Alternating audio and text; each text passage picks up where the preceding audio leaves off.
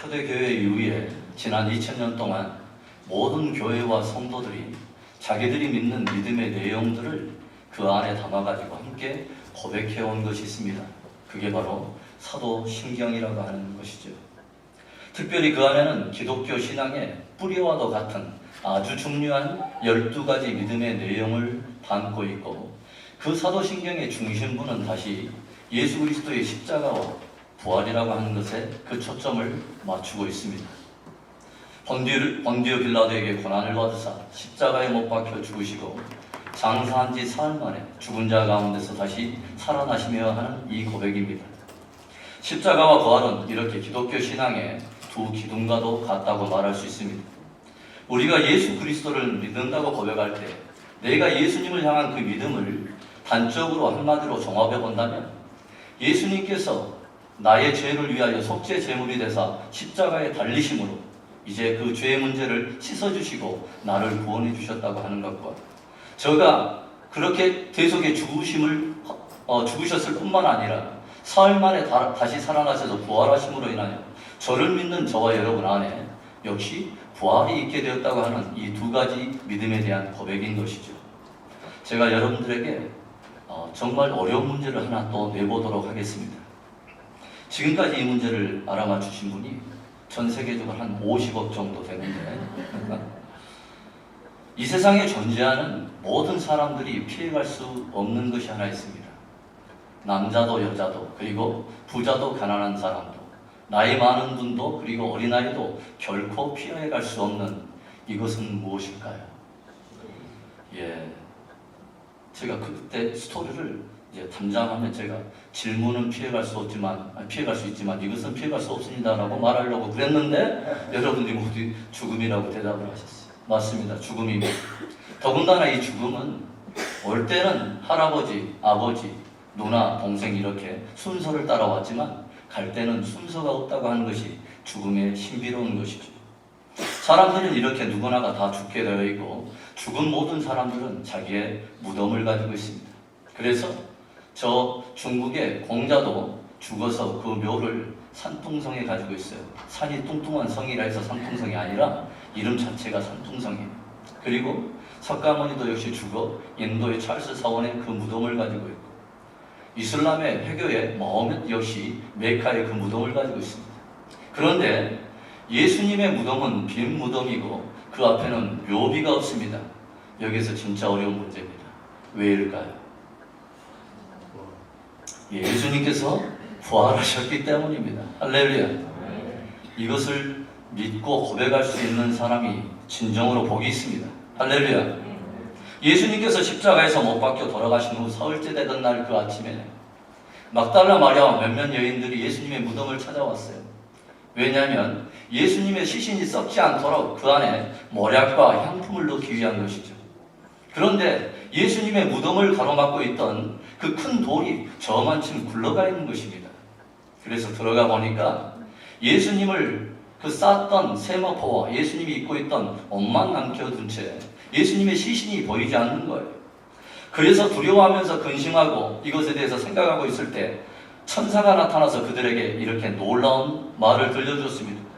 어찌하여 산 자를 죽은 자 가운데서 찾느냐? 여기 계시지 않고 예수는 살아나셨느냐? 예수는 살아나셨느냐? 13권이나 되는 바울 서신 가운데 가장 긴 장을 가지고 있는, 긴 내용을 기록하고 있는 게 오늘 지금 부활을 다루고 있는 고린도전서 15장입니다. 무려 58절이나 되는 긴 내용들을 다루면서 바울이 오늘 증거하고자 하는 것이 예수 그리스도의 부활과 저와 여러분의 부활에 관한 것이죠. 그렇다면 그가 이 부활을 증거하면서 이 아침에 우리에게 들려주고자 하는 그 귀한 메시지와 교훈은 무엇이냐 하는 것입니다. 첫째로, 예수님의 부활은 역사 속에 일어난 실제적인 사건이라는 것입니다. 우리 한번 따라서 해봅시다. 예수님의 부활은 역사 속에 일어난 실제적인 사건입니다. 예수님께서 역사 속에 실존했다고 하는 그 증거와, 그리고 모든 역사가 예수 그리스도를 중심으로 흘러왔고 지금도 흘러가고 있다고 하는 것을 결정적으로 증거해주는 강력한 증거가 놀랍게도 역사 그 자체입니다. 우리가 살고 있는 이 역사는 두 개의 시간대로 구분하는 것을 우리는 알게 됩니다. 하나는 BC, Before Christ, 그리고 AD, 아노 도미네라고 하는 이 두 개의 역사로 구분하고 있다는 거죠. 똑같은 모든 역사라면 굳이 둘로 나눌 이유가 무엇입니까? 똑같은 역사라면 굳이 예수 그리스도께서 이 땅에 오신 그것을 기점으로 해서 역사를 둘로 나눌 이유가 무엇이냐 하는 거예요. 왜 예수님은 역사의 분기점이 되시고 모든 역사가 그분께 초점이 맞춰져 있을까요? 그것은 첫사람 아담 이후에 범죄함으로 하나님께 불순종하고 그래서 하나님의 진노와 심판 아래에 있는 모든 인류의 죄를 위하여 하나님의 아들인 예수님께서 이 땅에 오셔서 십자가의 죽으심으로 말미암아 그 죄의 문제를 해결하셨기 때문입니다. 그래서 저를 믿는 자마다 멸망치 않고 이제는 영생을 얻게 되는 놀라운 희망의 역사가 이 역사 속에 시작되었기 때문입니다. 뿐만 아니라 그것에 대한 확증으로서 죽은 자 가운데서 사흘 만에 부활하셔서 저를 믿는 자에게 하늘의 소망, 그리고 영원한 소망, 썩지 않은 영광의 소망의 역사가 저와 여러분들에게 시작되었기에 BC, Before Christ, 그리고 아노 도미네 이 두 개의 역사를 구분하는 것이죠. 비단 이 세상의 역사만 BC와 AD가 있는 것은 아니죠. 우리 각 개인에게도 예수님을 만나기 전의 역사와 예수님을 만난 이후의 역사가 다른 것입니다. 오늘 여러분에게 진정으로 예수 그리스도의 부활을 믿음으로 말미암아 예수 그리스도 안에 새롭게 써져가는 그 새로운 역사, 새로운 삶이 저와 여러분 안에 있기를 주의 이름으로 축원합니다. 역사가 예수님을 중심으로 펼쳐지고 지금까지 펼쳐져 왔고 펼쳐지고 있다고 하는 이 사실을 우리가 생각하면 예수 그리스도께서 이 땅에서 십자가 위에 돌아가신 사건이 역사적인 실제적인 사건이고 바로 설 만에 죽은 자 가운데서 일어나신 부활의 사건 역시 역사 속에 실제한 사건이라고 하는 것을 우리는 기억해야 합니다. 그래서 만일 부활이 역사 속에 일어난 실제적인 사건이라면 반드시 그것을 목격한 증인이 있어야 할 텐데 사도 바울은 이것을 증거하기 위해서 예수 그리스도의 부활을 목격한 증인들을 열거하기 시작합니다. 우리 1절과 2절의 말씀을 먼저 우리 한번 봅니다. 시작. 형제들아 내가 너희에게 전한 복음을 너희로 알게 하노니 이는 너희가 받은 것이요 또 그 가운데 선 것이라. 너희가 만일 나의 전한 그 말을 굳게 지키고 헛되이 믿지 아니하였으면 이로 말미암아 구원을 얻으리라. 사도 바울은 고린도 교인들에게 무엇인가에 관한 복음을 먼저 전했다는 것이죠. 그리고 이 복음을 들은 그들은 자기가 들은 그 복음 안에 서 있고 그리고 그 말을 굳게 지키고 이것을 헛되이 믿지 아니하면 이로 말미암아 구원을 얻으리라고 바울은 지금 증거하고 있는 것이죠. 그렇다면 바울이 그들에게 전해줬던 복음 그리고 그들이 들었을 뿐만 아니라 그 복음 위에 서 있는 바로 그 복음 그리고 그것을 굳게 지키고 헛되이 믿지 아니하면 영원한 구원을 얻게 되는 그 복음이란 과연 어떤 복음을 말하는 것입니까? 바로 3절과 4절이 그것을 답변해 주고 있습니다. 함께 읽습니다.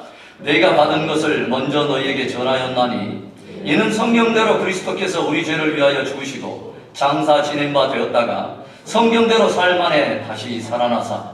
아멘. 바울이 그들에게 전해줬던 복음이 어떤 복음입니까? 바로 성경대로 예수님께서 이 땅에 오셔서 우리의 모든 죄를 위하여 죽으시고 장사 지낸 바 되었다가 다시 성경대로 살아나신 바로 이 십자가와 부활에 관한 복음을 말하는 것입니다. 그래서 십자가와 부활이 역사 속에서 일어났으며 이것에 관한 복음을 굳게 지키고 마음속에 헛되이 믿지 않는 저와 여러분들에게는 반드시 구원이 있는 것입니다. 그래서 사도 바울은 이제 이 세상의 논리로서는 이해할 수 없는 이 세상의 제도와 질서 안에서는 도저히 상상조차 할 수 없는 이 부활이라고 하는 이 사건이 역사 속에 일어났다고 하는 것을 검증해내기 위해서 그 부활의 목격자들을 이제 진술하기 시작하는 것이죠. 5절부터 봅니다. 조용히 보면은 그 부활의 주님을 목격한 사람들을 열거하고 있죠. 먼저 그 부활하신 주님은 게바, 즉 베드로에게 먼저 나타나시고 그리고 많은 제자들에게 나타나시고 어떤 말이 기록되어 있냐면 예수님께서 10시에 500여 명에게 나타난 적이 있었는데 그 중에 절반이나 살아있다고 지금 기록하고 있어요. 예수님께서 부활하시고 나서 개인적으로도 드러내시기도 하고 때때로는 제자들에게 무리들에게 자기를 드러내시기도 하고 이렇게 500여 명에게 일시에 드러내신 적이 있는데 예수님의 부활을 목격한 그 500명 가운데 고린도전서를 지금 바울이 쓰고 있을 그 당시에도 그 본 사람 중에 절반이나 살아있다는 거예요. 그리고 그 후에는 야고보에게도 보이시고 그리고 여러 사도들에게 보였다고 말합니다. 바울은 이 부활의 목격자들을 개략적으로 지금 준설하고 있지만 우리가 예수님의 생애를 다루고 있는 사복음서와 바울 서신을 종합해 보면은 예수 그리스도의 부활에 대한 이 증언을 적어도 10번 이상을 증거하고 있는 것을 우리가 보게 돼요. 바울은 이 예수님의 부활의 목격자 가운데 지극히 의도성을 가지고 예수님의 부활을 목격한 그 한 사람으로서 맨 나중에 자기의 이름을 기록하고 있는 것을 보게 되죠. 15장 8절입니다. 우리 함께 읽어봅니다. 맨 나중에 만삭되지 못하여 난 자 같은 내게도 보이셨느니라. 이 세상에서 가장 변하지 않는 것이 있다면 여러분 무엇이라고 생각하세요? 가장 변하지 않는 것이 뭐예요? 사람입니다. 여러분들이 입을 다물고 침묵을 지키고 있어도 저와 여러분 스스로가 그 증인이기 때문에 이 세상에서 가장 변하지 않는 것이 있다면 사람일 거예요. 여러분 바울이 어떤 사람입니까? 유대교에 대한 지나친 열심을 가지고 예수 믿는 자를 잡아다가 공회에다 넘겨주고 또 스데반 집사가 복음을 증거하다가 순교당할 때도 그의 죽임당함을 마땅한 것으로 여기고 오히려 더 열심을 내서 교회를 핍박하고 성도들을 핍박했던 사람이 바로 사도 바울이에요. 그랬던 사도 바울이 오히려 예수를 증거하고 그가 부활의 주님을 만난 이후에 아시아와 유럽을 돌아다니면서 평생의 교회를 세우고 성도들을 세우다가 결국 네로 황제에 의해서 참수형을 당했던 사람이 바로 사도 바울인 것이죠. 어떻게 인생에 이런 대반전이 일어날 수 있을까요? 어떻게 이런 큰 변화가 우리 가운데 일어날 수 있을까요? 어떻게 평생을 가졌던 종교적인 신념과 가치관이 깨져버리고 사람이 변해도 이렇게 확 이럴 때 그렇게 쓰는 거죠. 확 뒤집어졌다. 180도를 그렇게 변화될 수 있느냐는 거예요. 그리고 나중에 자기가 붙잡은 새로운 그 가치관과 새로운 그 부활에 대한 자기의 종교적인 신념을 가지고 목숨까지 버리고 평생을 드릴 수 있느냐는 거예요. 이런 변화의 그 이유가 바로 맨 나중에 만삭되지 못하여 난 자와 같은 내게도 보이신 부활의 주님을 내가 만났기 때문이라고 증거하고 있는 것입니다. 다메섹으로 가는 길목에서 그날도 예수 믿는 자들을 잡아가지고 공회에 넘겨주려고 혈안이 되어 있던 사도 바울은 하늘로부터 커다란 영광의 빛 가운데 그를 부르시는 예수 그리스도의 음성을 듣고 부활의 주님을 만나게 됩니다. 그리고 다메섹의 사람들은 예수 믿는 사람들을 자기들을 지금 잡으려고 혈안이 되어 있는 그 바울의 입술에서 놀랍게도 오히려 예수 그리스도의 부활에 관한 복음을 듣는 놀라운 경험을 하게 되는 것이죠. 부활하신 예수님을 만나지 않았다면 도저히 인생 가운데 일어날 수 없는 대반전인 것이죠. 바울뿐만이 아닙니다. 제자들은 예수님이 십자가에 달리시는 이 사건을 중심으로 모두 다 한결같이 예수님을 부인하고 배반하며 두려워하면서 로마 군인들이 무서워서 모두 다 흩어져 버렸습니다. 그런데 우리는 사도행전에 접어들면서 성령의 충만함을 입은 그들이 오히려 당대의 공회 가운데 나타나서 복음을 증거하고 예수 그리스도의 십자가의 부활의 복음을 다시 증거해가는 것을 우리는 보게 돼요. 도저히 믿을 수 없는 모습이죠. 이 제자들의 성품상 도저히 있을 수 없는 일들이 일어난 것입니다. 이때 술렁이는 민심들을 보면서 정치 지도자들과 종교 지도자들이 이 사도들을 잡아다가 더 이상 너희는 예수 그리스도의 이름을 증거하지 말고 십자가와 부활에 대한 복음을 증거하지 말라 했을 때 이 사도들이 그들에게 던졌던 말이 바로 사도행전 4장 19절과 20절에 이렇게 기록이 되어 있습니다. 베드로와 요한이 대답하여 가로되 하나님 앞에서 너희 말 듣는 것이 하나님 말씀 듣는 것보다 옳은가 판단하라. 우리는 보고 들은 것을 말하지 아니할 수 없다 하니. 죽을 것이 두려워서 작은 계집종 앞에서 예수님을 3번이나 부인했던 그 베드로와 로마 군인들이 두려워서 모두 다 도망쳐버렸던 그 제자들이 갑자기 어디서 얻었는지 담대함을 가지고 공회 가운데 나타나서 담대히 십자가와 부활의 복음을 지금 증거하고 있는 것이죠. 그리고 그들이 무엇이라고 말합니까? 우리는 보고 들은 것을 말하지 아니할 수 없다. 우리는 모두가 예수 그리스도의 부활을 목격했으며 체험했으며 우리가 만지고 우리가 들었던 그리고 우리가 느꼈던 부활의 그 예수 그리스도를 우리는 말하지 아니할 수 없다. 우리가 잘 알듯이 이후에 이 모든 사도들은 제자들은 평생에 어떤 사람은 인도로, 어떤 사람은 페르시아로, 어떤 사람은 로마로 뿔뿔이 흩어져서 평생을 복음을 증거하다가 결국은 순교로 그 인생을 마무리했던 것은 우리가 알게 됩니다. 부활하신 주님을 만나지 않았다면 도저히 일어날 수 없는 그런 일들인 것이죠. 사랑하는 성도 여러분, 예수님은 오늘 바울의 증언처럼 성경대로 죽으시고 성경대로 살아나셨습니다. 수많은 증인들이 목격하여 증언하고 있는 것처럼 예수 그리스도는 역사의 한 복판에서 십자가를 지셨을 뿐만 아니라 역사의 그 한 복판에서 사흘 만에 부활하셔서 우리를 위한 대속의 죽음을 확증해 주신 것입니다. 그래서 우리 믿는 성도들은 이것을 우리 신앙의 고백 안에 담아서 사도신경으로 장사한 지 사흘 만에 죽은 자 가운데서 다시 살아나신 그 부활의 신앙을 고백하는 것입니다. 다시 한번 옆에 분들에게 선포하듯이 인사합시다. 예수님이 살아나셨습니다. 시작. 예수님이 살아나셨습니다. 그 믿음을 가진 사람들은 복이 있습니다. 오늘 본문을 통해서 바울이 증거하고 있는 두 번째 메시지입니다. 예수님의 부활로 인하여 죄와 사망의 권세가 깨져버렸다는 것입니다. 따라서 합니다. 예수님의 부활로 죄와 사망의 권세가 깨져버렸습니다. 믿는 분들 가운데 종종 저에게 이런 말씀을 하시는 분들이 있어요.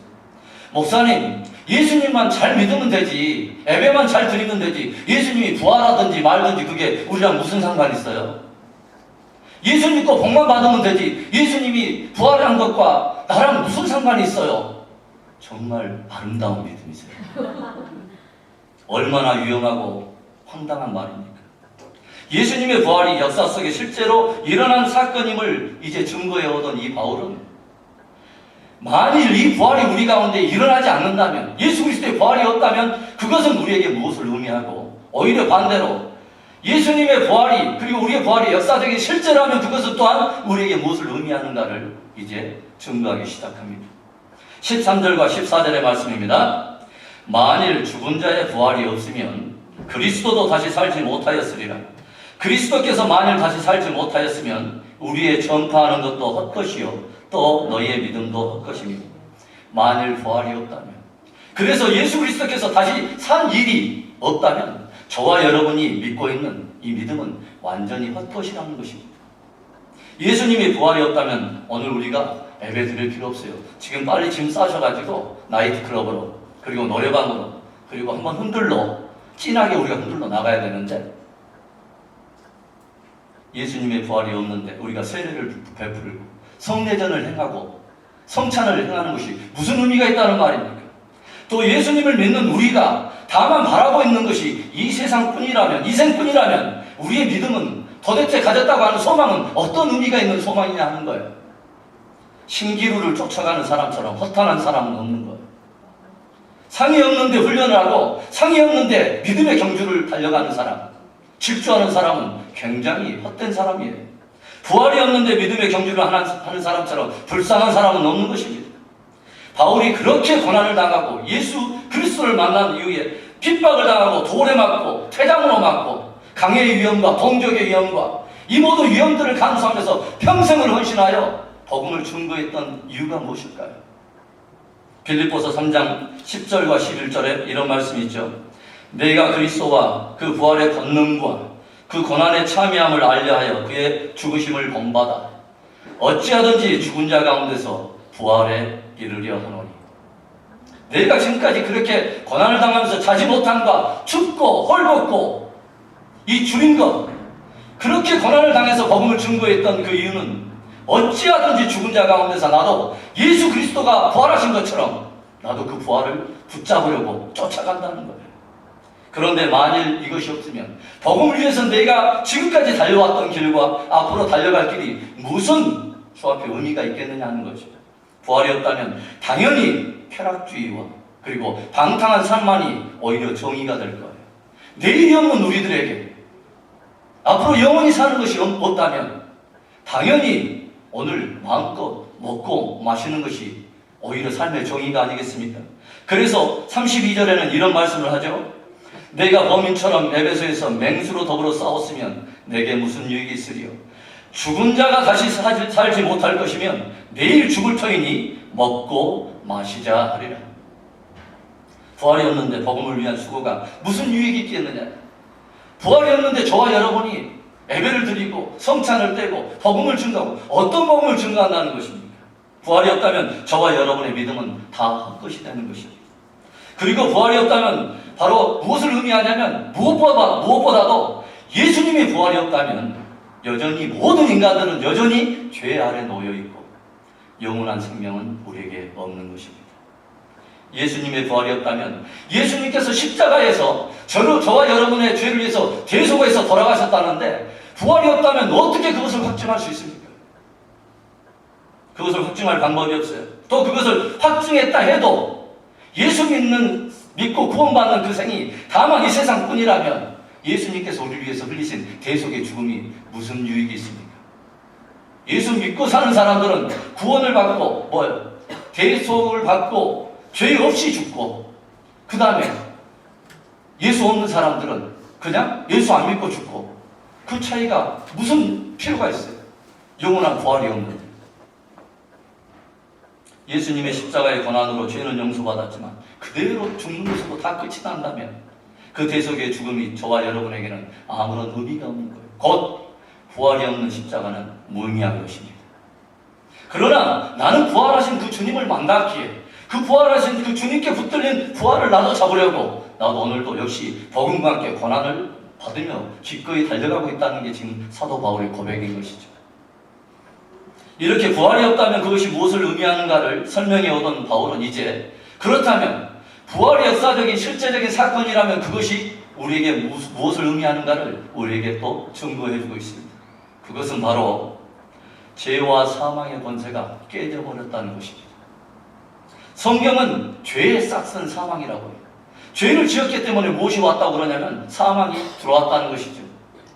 그래서 어떤 사람들은 나는 죄인이 아니야, 나는 죄를 짓지 아니했어 라고 말을 해도, 그리고 저 사람은 법 없이도 살 사람이야 라고 많은 사람들로 칭찬을 받아도 결국 모든 사람이 죄 아래 놓여 있다고 하는 것을 결정적으로 증거해 주는 것은 뭐냐?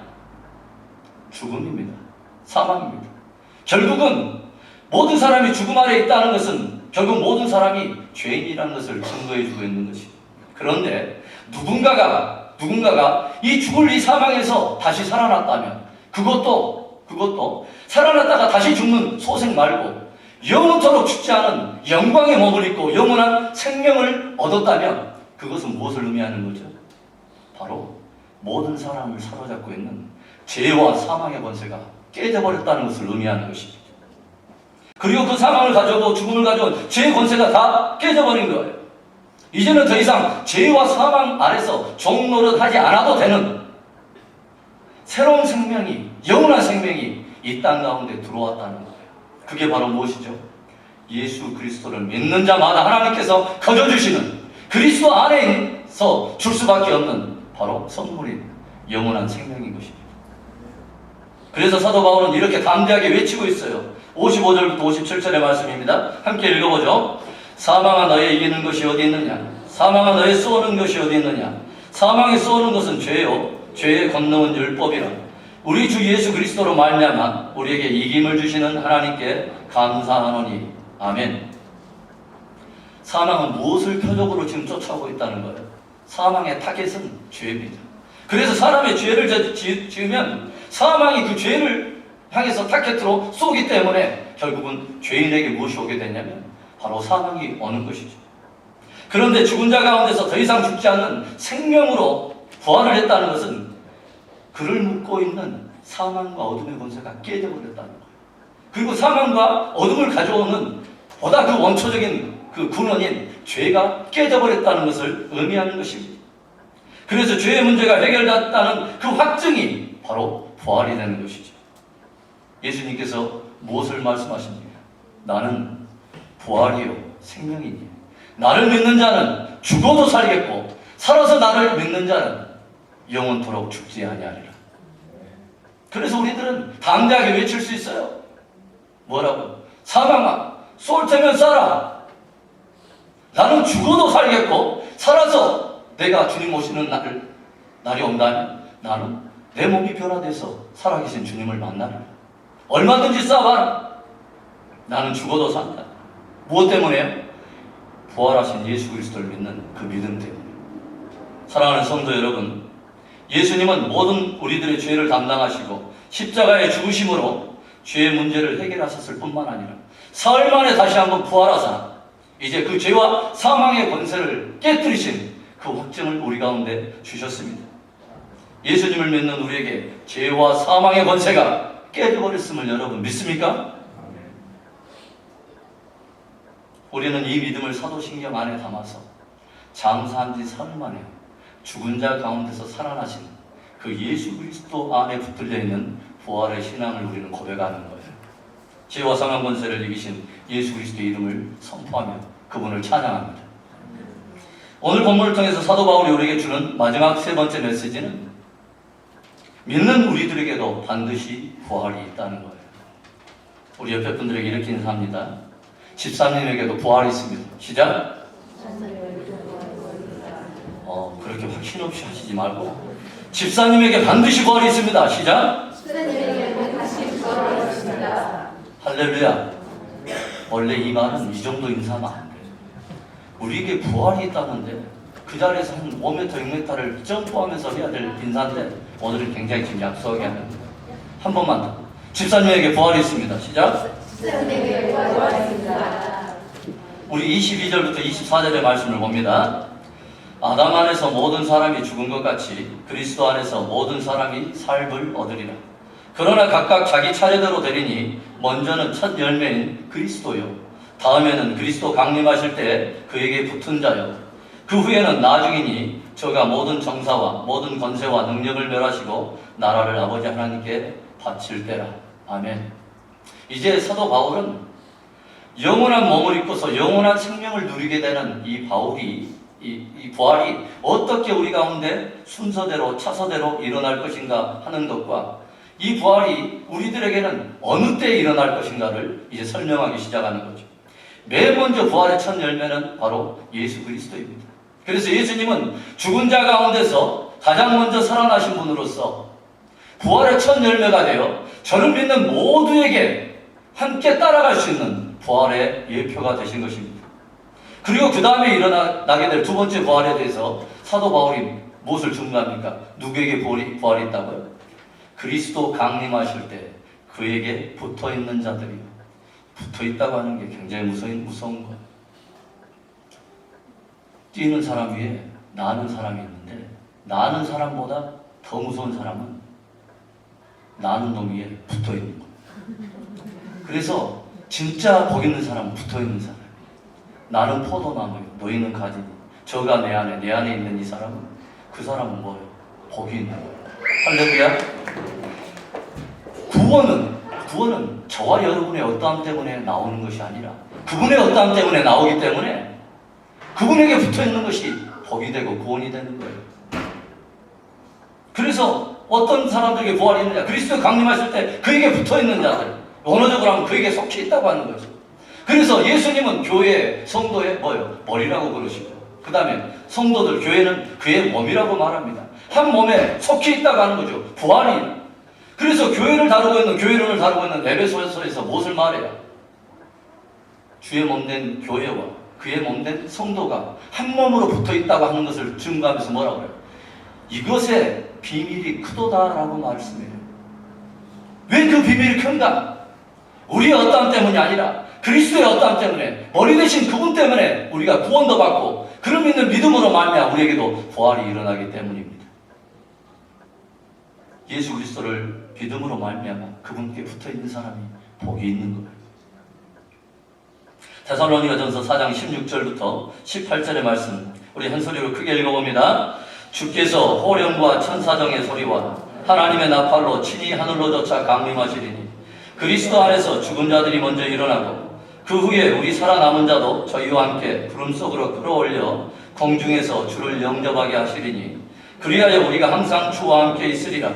그러므로 이 여러 말로 서로 위로하라. 아멘. 부활의 첫 열매는 예수 그리스도시요. 그리고 두 번째 열매는 그리스도의 강림하실 때 그에게 붙어 있는 사람이다. 그에게 속해 있는 사람들이. 예수 그리스도의 강림하실 때 먼저 그리스도 안에서 죽은 자들이 그 무덤에서 부활을 하고, 살아서 믿는 자들은 그 몸이 변화해서 영광스러운 몸을 입어 이들이 함께 공중에서 주를 영접하게 되어 영원토록 주와 함께 있으리라. 이 말로 너희들은 서로 위로하라는 거예요. 그 말이 무슨 말이에요? 저와 여러분에게 진짜 산 소망은 부활의 믿음인 것입니다. 믿는 우리들에게 반드시 부활이 있습니다. 할렐루야. 그 주님의 강림과 그 부활의 소망을 가진 자마다 이제 어떻게 살아야 합니까? 우리에게 잘 알려져 있는 중세시대에 종교개혁을 일으켰던 마틴 루터에 관한 일화를 잘 알고 있죠. 중세 가톨릭이 타락했을 때 독일의 한 젊은 청년이 종교개혁을 일으켰습니다. 그런데 교황청과 그 수많은 정치 또는 종교 지도자들을 대상으로 풋내기 젊은 청년이 개혁을 일으킨다는 것은 여간 힘들지 않은 그런 일이었습니다. 많은 위험과 핍박을 감수해야 하기 때문이죠. 그래서 포기하고 싶은 마음에 두려워하며 낙심해서 어느 날 이불을 뒤집어 쓰고 누워있는데 마틴 루터의 부인이 들어옵니다. 그런데 이 여인이 사람이 죽을 때 입고 오는 상복을 입고 들어오는 거예요. 그래서 마틴 루터가 물어봅니다. 아니 여보, 누가 죽었어? 왜 이렇게 상복을 입고 들어오는 거야? 이때 아내가 말합니다. 여보, 하나님께서 돌아가셨어요. 이 아내의 마음에 루터가 화를 내면서 말하죠. 아니, 당신 말을 해도 그렇게 불경스러운 말을 그렇게 할 수 있단 말이에요. 그렇게 해괴망측한 말을 그렇게 하는 이유가 뭐예요? 이때 아내가 입을 엽니다.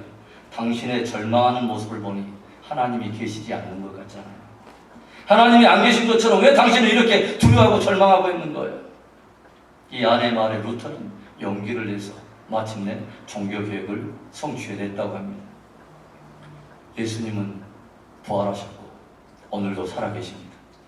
그리고 예수님의 부활이 역사 속에 실제이듯이 믿는 저와 여러분에게도 반드시 부활은 역사적인 하나의 사건으로 일어나고야 말 것입니다. 그 소망을 가지고 있는 저와 여러분에게 부활의 신앙이란 반드시 오늘의 신앙이어야 할 줄로 믿습니다. 많은 사람들은 성지를 찾아가요.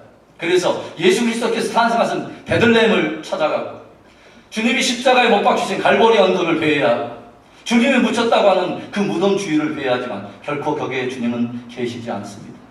왜냐하면 예수님은 사흘 만에 성경대로 역사적인 이 현장, 이 세상 한 법판에서 부활하셨기 때문에 그렇습니다. 그래서 진정한 성질한 바로 부활하신 예수님께서 오늘 함께 하시는 오늘 우리들의 삶의 현장인 것입니다. 부활하신 예수님이 오늘도 저와 여러분과 함께 성령으로 함께 하심을 믿습니까? 예수 그리스도를 이제 갈망하면서 그리스도의 강림하실 때 저와 여러분에게 있게 될 그 부활을 갈망하는 저와 여러분들을 도전하면서 지금까지 긴 지면을 할애해서 58절이 되는 긴 내용을 통해서 예수 그리스도의 부활과 우리에게 있게 될 부활을 설명하던 사도 바울은 마지막으로 이 말씀으로 정리하면서 우리에게 깊은 부활의 신앙을 도전하고 있습니다. 58절의 말씀입니다. 함께 읽습니다. 그러므로 내 사랑하는 형제들아, 경고하며 흔들리지 말며 항상 주의 일에 더욱 힘쓰는 자들이 되라. 이는 너희 수고가 주 안에서 헛되지 않은 줄을 알미니라. 아멘. 오늘도 그리스도 강림하실 때 우리에게 있게 될 그 부활을 갈망하면서 쉽지 않은 이민사회지만 그 가운데서 믿음을 가지고, 그리고 점점 어두워지는 세대지만 주와 함께 고난당하는 것을 기쁨으로 감당하고 믿음의 길 걷는 저와 여러분에게 부활하신 예수 그리스도께서 주실 수 있는 그분의 은혜와 평강이 우리 안에 가득 넘치기를 주님의 이름으로 축원합니다. 기도합니다.